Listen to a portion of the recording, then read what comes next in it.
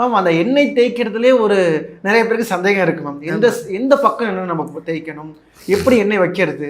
வேற என்னென்ன எண்ணெய்கள்லாம் வைக்கலாம்? அந்த ஓகே. சந்தேகம் கொஞ்சம் தீர்வு சொல்லுங்க ஓகே. மேம். எண்ணெய் வைக்கிறதுன்னா நல்லெண்ணெய் மட்டும்தான் வைக்கணும். ஏன்னா கிருஷ்ண பரமாத்மா வந்து நரகாசுரனை வதம் பண்ணது இந்த நரக சதுர்த்தசி. அதுதான் தீபாவளின்னு கொண்டாடுறோம்.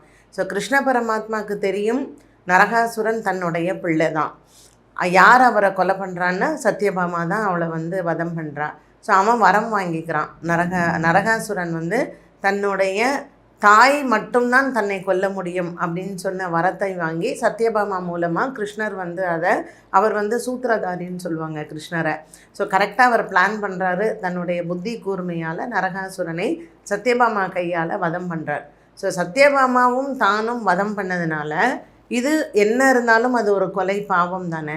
ஸோ தன்னை புனிதப்படுத்திக்கிறதுக்காக கிருஷ்ணர் வந்து நல்லெண்ணெயை 3 முறை அவர் வந்து உச்சந்தலையில் தேய்ச்சி அந்த யமுனையில் வந்து முங்கி அவர் வந்து குளிக்கிறார். ஸோ அதனுடைய அடிப்படையில் நாமளும் என்னென்னா அன்றைய நாளில் நல்லெண்ணெய் மட்டும்தான் தேய்ச்சிக்கலாம்.